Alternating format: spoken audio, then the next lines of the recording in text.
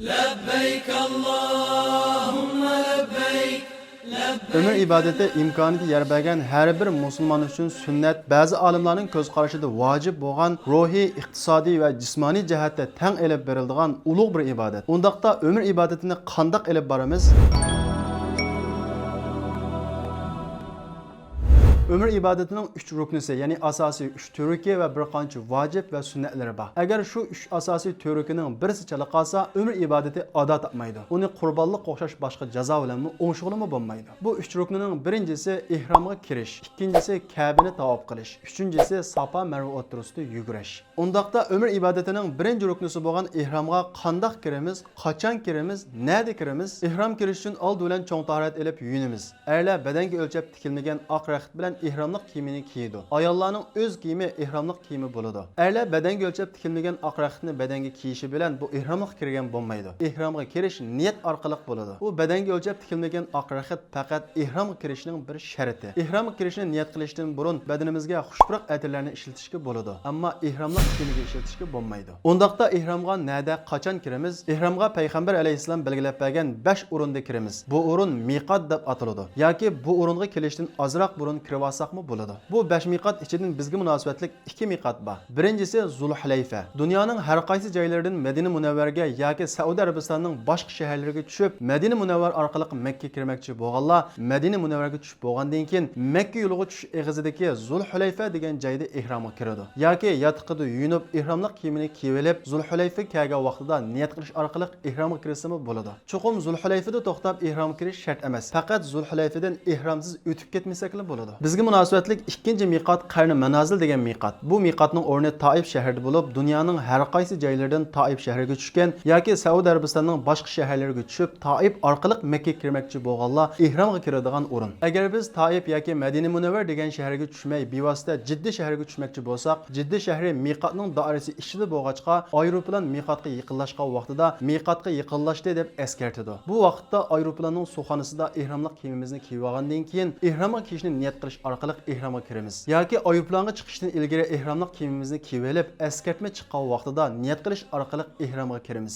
Agar aeroplanda uxlab qolib miqatdan o'tib ketishni ansirab qolsak, aeroplanga chiqishdan ilgari ihromlik kiyimimizni kiyib olib, shu vaqtda ihromga kirishni niyat qilib olsaqmi bo'ladi. Ihromga qalbimizda umr qilishni niyat qildim deb qalbimizda qilsaqmi bo'ladi yoki tilimiz orqali umr qilishni niyat qildim desakmi bo'ladi. Yo'lda Ka'baga boruvchi bo'lgan orliqda Allohga talbiya aytib mangamiz. Ya'ni labbayk Allohumma labbayk la sharika lak labbayk innal hamda wan ni'mata laka wal mulk la sharika lak. Makkaga yetib borgandan keyin herib ketgan bo'lsak, armamizni elib olib, ichib ketgan bo'lsak, tamoq yeb olgandan keyin haramga kiramiz. Ka'bani ko'rish bilan Allohga duo qilamiz. Ka'bani ko'rgan vaqtda qilgan duo ijobat. Duo qilib bo'lgandan keyin umrning birinchi ruknisi bo'lgan tavofni Ka'baning Hajarul Aswad qo'yilgan bo'limidan boshlab qilamiz. Hajarul Aswad tavofning boshlanish va oxirlanish nuqtasi. Agar mumkin bo'lsa, har qatim Hajarul Aswadning uduliga kelgan vaqtimizda Hajarul Aswadni o'ng qo'limiz bilan silab suyib bismillahi vallohu akbar deymiz. Agar odam ko'p mumkin bo'lmasa, yiroqdan qo'limizni ko'tarib ishorat qilib bismillahi vallohu akbar deymiz. Ka'baning Hajarul Aswad qo'yilgan bo'limining ilgirki bo'limida Ruknul Yamani deydigan bir tosh bo'lib, uning uduliga kelgan vaqtimizda Allohumma robbana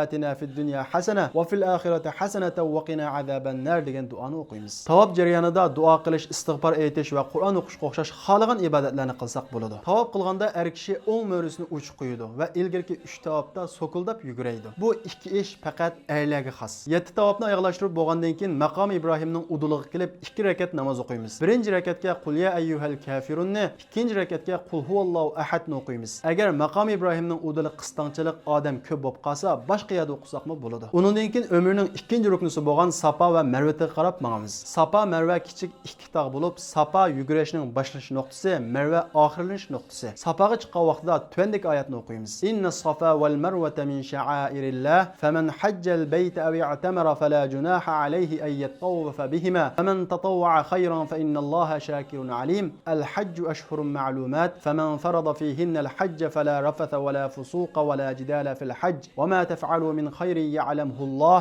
wa tazawwadu fa inna khayraz zadi at-taqwa wattaquni ya ulil albab. Bu oyat faqat Safada yugurishni boshlashdan ilgari bir qatimni o'qiladi. Undan keyin Allohu akbar deb zikr tasbih aytiladi aytiladi va tuandagi duo 3 qatim o'qiladi. La ilaha illalloh vahdahu la sharika lah, lahul mulku va lahul hamdu yuhyi va yumit va huwa ala kulli shay'in qadir. La ilaha illalloh vahdahu anjaza va'dahu va nasara 'abdahu va hazamal ahzaba vahdahu. Bu duoni har qatim sapatig'ida to'xtab o'qib mangamiz. Uningdan keyin Marva taraf qarab mangamiz. Yeshil chiroqliq belgilangan o'rin kirgan vaqtida sokuldab yuguraymiz. Uning sirtida normal mangamiz. Marva tag'i yetib borganda qiblaga qarab tuandagi duoni o'qiymiz. La ilaha illalloh vahdahu la sharika lah, lahul mulku va lahul hamdu yuhyi va yumit va huwa ala kulli shay'in qadir. La ilaha illalloh vahdahu anjaza va'dahu va nasara 'abdahu va hazamal ahzaba vahdahu. Biz bu kichik ikkitag'ning o'ttirisida 7 qatim yuguraymiz.